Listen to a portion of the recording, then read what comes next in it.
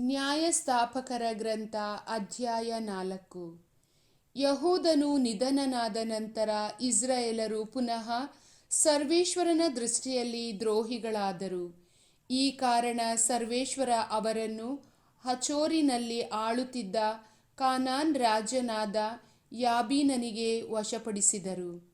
ಮ್ಲೇಚ್ಛರ Harosheth ಎಂಬ ಪಟ್ಟಣದಲ್ಲಿ ವಾಸವಾಗಿದ್ದ ಸಿಸೇರನು ಅವನ ಸೇನಾಧಿಪತಿಯಾಗಿದ್ದನು. 900 ಕಬ್ಬಿಣದ ರಥಗಳನ್ನು ಪಡೆದಿದ್ದ ಇವನು ಇಸ್ರಾಯೇಲರನ್ನು 20 ವರ್ಷ ಕಾಲ ದಬ್ಬಾಳಿಕೆಗೆ ಈಡುಪಡಿಸಿದನು.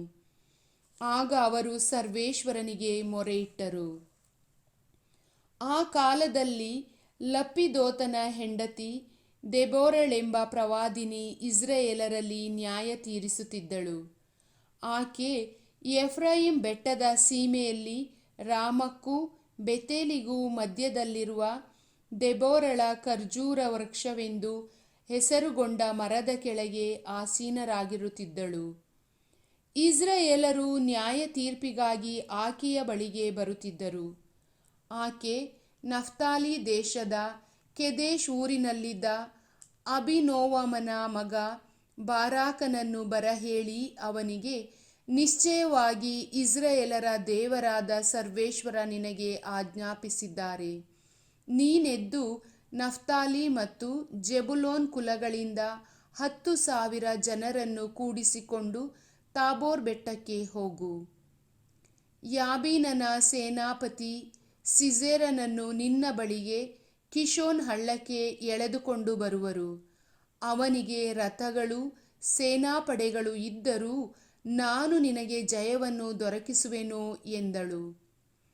ಬಾರಾಕನು ಆಕೆಗೆ, ನೀನು ನನ್ನ ಸಂಗಡ ಬರುವುದಾದರೆ ಹೋಗುತ್ತೇನೆ, ಇಲ್ಲವಾದರೆ ಹೋಗುವುದಿಲ್ಲ ಎಂದನು.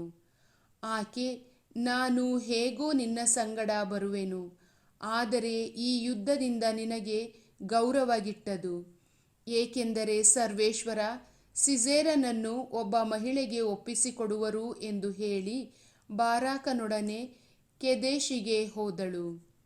ಬಾರಾಕನು ಜೆಬುಲೋನ್ಯರನ್ನು ನಫ್ತಾಲ್ಯರನ್ನು ಕೆದೇಶಿಗೆ ಕರೆಸಿದನು. ಅವರಲ್ಲಿ 10,000 ಮಂದಿ ಅವನ ಹೆಜ್ಜೆ ಹಿಡಿದು ಯುದ್ಧಕ್ಕೆ ಹೋದರು. ದೆಬೋರಳು ಹೋದಳು.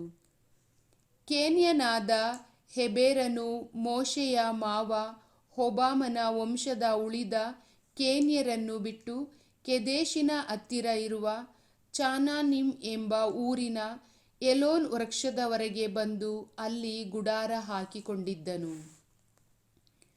ಅಬೀನೋವಮನ ಮಗ ಬಾರಾಕನು ತಾಬೋರ್ ಬೆಟ್ಟವನ್ನೇರಿ ಬಂದಿದ್ದಾನೆಂಬ ವರ್ತಮಾನ ಸಿಸೇರನಿಗೆ ಮುಟ್ಟಿದಾಗ ಅವನು ತನ್ನ 900 ಕಬ್ಬಿಣದ ರಥಗಳನ್ನೂ ಎಲ್ಲಾ ಸೈನ್ಯವನ್ನೂ ತೆಗೆದುಕೊಂಡು ಮ್ಲೇಚ್ಛರ ಹರೋಷೆತಿನಿಂದ ಕಿಶೋನ್ ಹಳ್ಳಕ್ಕೆ ಬಂದನು. ಆಗ ದೆಬೋರಳು ಬಾರಾಕನಿಗೆ, ಏಳು, ಸರ್ವೇಶ್ವರ ಸಿಸೇರನನ್ನು ನಿನ್ನ ಕೈಗೆ ಒಪ್ಪಿಸುವ ದಿನ ಇದೆ.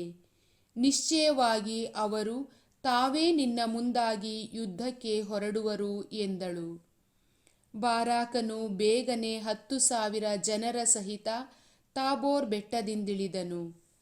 ಸರ್ವೇಶ್ವರ ಸಿಸೇರನನ್ನು ಅವನ ಎಲ್ಲಾ ಸೈನ್ಯ ರಥಗಳನ್ನು ಬಾರಾಕನ ಮುಂದೆ ಗಲಿಬಿಲಿಪಡಿಸಿ ಕತ್ತಿಗೆ ತುತ್ತಾಗಿಸಿದರು.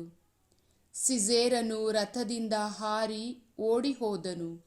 ಬಾರಾಕನು ಅವನ ಸೈನ್ಯ ರಥಗಳನ್ನು ಮ್ಲೇಚ್ಛರ ಹರೋಷೇತಿನವರೆಗೂ ಹಿಂದಟ್ಟಿದನು.